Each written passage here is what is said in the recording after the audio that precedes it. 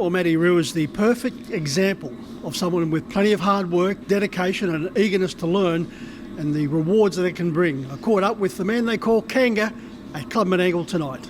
Well, Matt, you left school and landed a pretty good job at Golden Gate with Anne and Wayne Lamb. Yeah, so that was my first job when I first left school. I was only there for might have been about 5 months, I think, and learned a few different aspects of the industry there with the breeding, and they were obviously running 3 stallions there at the time, and they were successful too, so that was a good period. Did move on from there, and then went from there and working in an abattoir actually. So again, that was a bit different. I couldn't say I look forward to going there every day, but it was still a job, and it went into receivership, and then I went from there to when I done my first stint with Bernie Hewitt. Yeah, you've had a lot of help along the way. Starting off with your father, Ken, who only had a small team, but he was certainly willing to give you that early education. Yeah, that's right. I actually should get a lot more credit for my early days there. Dad wasn't a driver, so to speak. He only had a handful of drives, but the things he taught me that I put to use all the way back then and even today is incredible, really. So a lot of things really stuck with me, and it was instrumental, really, in a lot of the things I've done throughout the sport. But a lot of people along the way there too. My uncle Greg was a successful driver in the region as well, and he was good.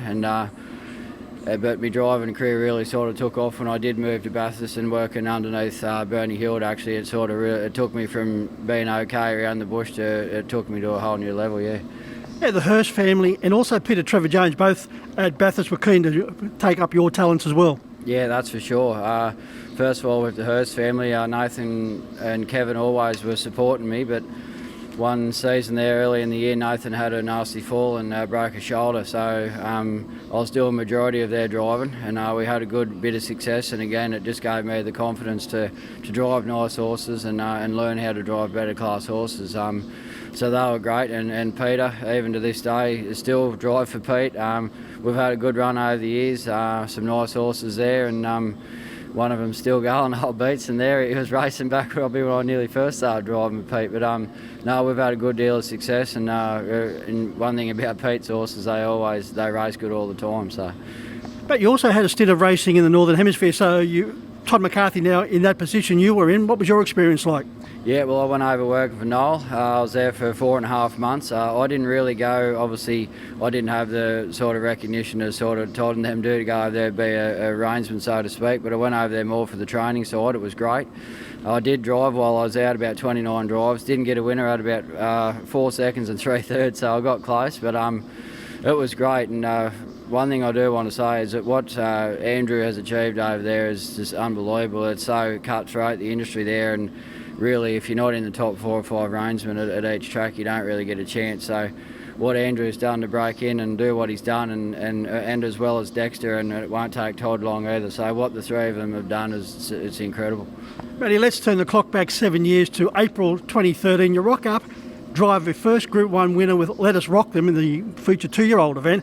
That must have been a big thrill, but what was to follow shortly after? Winning a Miracle Mile with Baby Bling. You must be still pinching yourself. That memory must be still very fresh in your mind. It sure is. I can still hear the noise of the crowd now, to be honest with you. It was incredible. It was just an unbelievable day. I ran first drive I had that day was a second in a Group 2 event, and that calmed the nerves for the day. Like I was a bit on edge, you know what I mean? More so for Let Us Rock Them, to be honest with you, because he'd drawn the pole in the APG final and he was second favourite, and I'd never sat behind the horse before because I was campaigning a team of horses in Brisbane for Luke at the time, so I'd never even laid eyes on the horse. So I was pretty nervy for that, and we got out there and he was jumping shadows in the warm-up, and so that wasn't ideal because I was probably always going to lead the event, and so that sort of give me a few nerves again. But anyway, he pulled through and never really was in doubt, and he broke an Australasian record at the time, 52-1 for a 2-year-old pacing colt, so that was a thrill. Again, that family of the Carlafelts had been big supporters of mine for years too, so to get a Group 1 for them, and they could have put any number of reinsmen on that day, and they chose me, so that was things like that I'll never forget. And again, any nerves I had leading into Baby Bling, which weren't a lot by then because she was an outside of the field, but it was just a massive thrill to be in the race. And Yeah, I'll never forget it. Just the national anthem before the race, all the way to the finish. It was just incredible. It still is a bit surreal, to be honest with you. Like when it really sinks in every year when the race comes around again. You know, when you sit there and you all the hype leading into the race with the media, and then after it, you just sort of think, well, I was lucky enough to win that, and it'll never leave me. That's for sure. And Matt, we should also mention it was a very popular win. As you said, the applause went on for quite some time. We also should mention the role Luke McCarthy and Belinda played in your career as far as recognising your talent and bringing you here to Menangle. Yeah, that's right. Well, it sort of started with Bernie originally. He took me to a whole new level as an all-round horse person, really. And as the story goes, I was with Bernie for nearly 3 years, and one of my really good friends, Aaron Williams, was already working here at the Sydney base of McCarthy's at the time. He threw my name in the ring to come down and take a position, and I actually knocked it back originally. I had my heart set on going to New Zealand, which I'd wanted to do that my whole life, go and work for a trainer over there, and so I knocked the position back to start with, and about a couple of weeks later Aaron rang again and said, Luke wants to have you under you. So anyway, he said, what do you want to get out of the game? I said, I've just got my heart set on going to New Zealand to further me skills as a trainer, you know what I mean? And he said, well, I'll tell you what, he said, you come and work for me for 2 months. If you don't think you're learning enough, he said, I'll find you a job in a fortnight. So he said, I'll do your deal.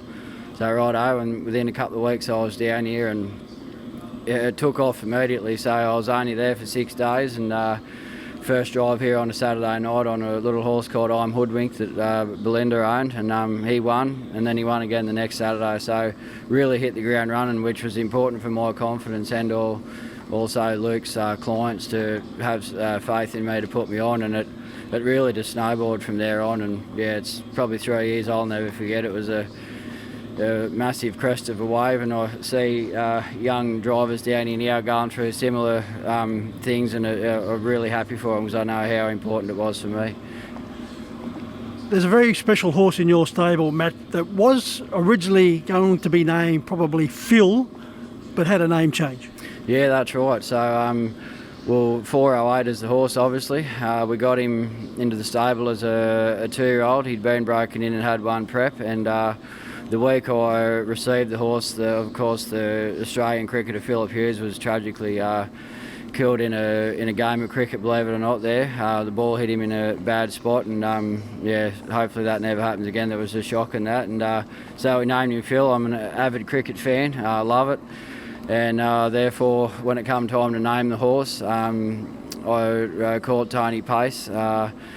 Who, yeah, sadly has actually passed this week, Tony. So it's a bit sad, but Tony was a massive supporter of my career all along. So he was kind enough to let me name the horse, and he got it, 408, which is, for the people who don't know, every Test cricketer gets a number just engraved in your shirt, and that number is what number cricketer you were to wear the baggy green, and Philip was 408, so that's how we got his name. And yeah, it's been a bit of a popular story all along, and we've been very lucky to have a good run with the horse over a number of years, and he's still competing at a high level to this day.